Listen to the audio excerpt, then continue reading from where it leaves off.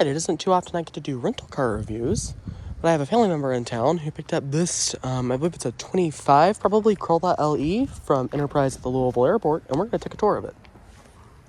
So this is just a standard white base model Corolla, or one up from base technically, but it's pretty cold out here, so let's go ahead and get inside and we'll start the tour inside.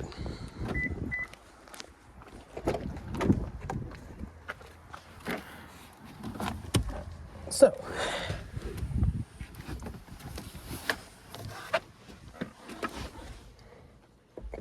you can see we have standard Toyota key fob, Toyota logo on the back, lock, unlock, trunk release, panic on the front, switchblade key here, which if I didn't hit the steering wheel with it would probably pop out a little better.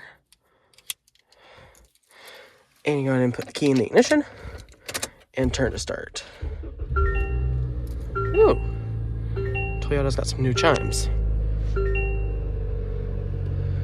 So, I'm going to go ahead and slightly slide this seat back. It is a pretty standard manual driver's seat. And now, let's go ahead and take a tour. So you have your standard Toyota steering wheel here. This button here actually interacts with this display right here. Nothing too special, but it's very nice to have. And that's some really good gas mileage there. Standard gauges though. Urethane wrapped wheel, some audio control buttons is there as well, and your cruise control and safety features, wipers, and your turn signals.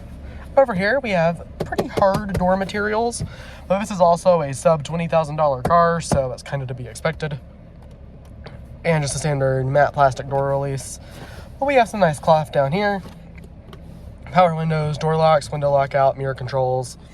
Over here we have to adjust the brightness of the display and to turn your auto high beams on and off. Manual steering wheel adjustments, and down here you can see your fuel and trunk releases and your hood release down there. I believe this is a 2-liter 4-cylinder, and there's also a 6-way manual driver's seat here.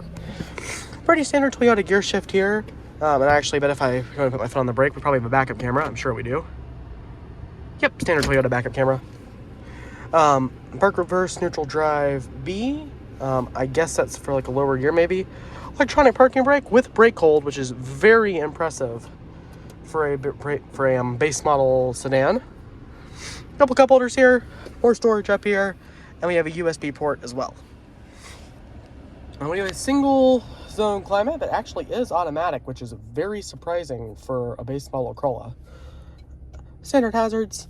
This is your standard Toyota infotainment system. It's nothing too special, but it's pretty good. Other than a volume knob, no real buttons, but the touchscreen works pretty well. And you also do have Apple CarPlay, Android Auto built in. Over here, you'll notice that we have center console with another USB port and a 12-volt outlet. Pretty nice display here as well, dash design here. Looks pretty fancy, pretty stylish. And then also have a glove box over here, which is pretty standard size. Again, nothing too special. And here are the seats, pretty standard cloth seat. And you got your sun visors up here, which are pretty nice looking. And also have an extension on the end if you need it. Up here, you can see we have light controls, no sunglass holder, but you do get an SOS button and a manual dimming mirror. So now what I'm going to go ahead and do is make sure the car is unlocked. Push this seat slightly back up. That was not up at all. And go ahead and see what the back seat of this car is like.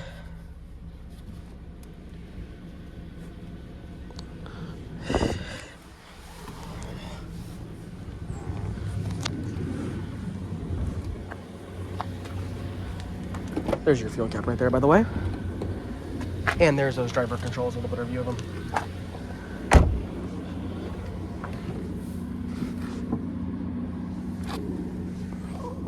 So hopping in the back here, again, this is a base model compact sedan. I think we have to keep that in mind. And it's actually pretty spacious back here. Now, I mean, I've got plenty of legroom. This seat's also up a good distance. Headroom, I don't know if you can see, it's a little on the tight side, and I'm only 5'8". Same exact door materials though, so that's nice. A couple USB ports again.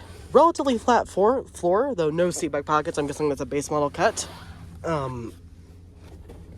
This car isn't terribly wide, so my guess would be having 3 in the back would be a little difficult, but it's nothing that would be impossible, I don't think. Also, car seat anchors. One of these is missing, like one of the covers, but they're very easily accessible, pretty simple covers here. I'm probably doing a terrible job filming that, but it is a little hard to see.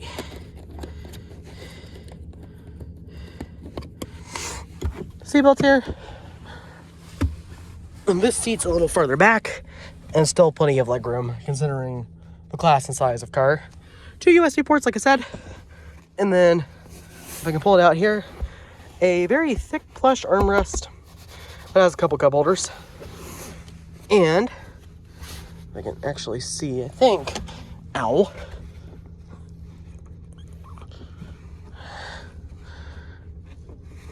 These seats do fold, but I'm gonna have to see a little clearer here. So let's hop out this way.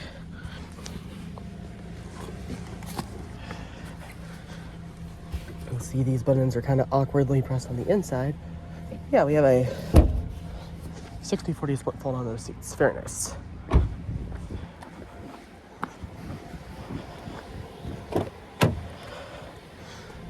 So the last thing to do is go ahead and turn the car off here.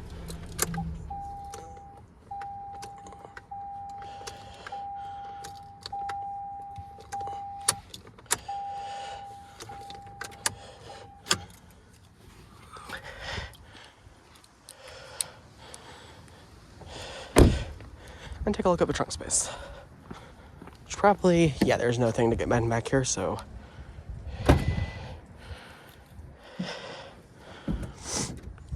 It's a pretty nicely sized trunk. They give an ice scraper like all Enterprise locations. Spare tire and its tools down there. And like I said, those seats do fold down. So yeah, overall, for what this is, a very solid rental car, and that's it.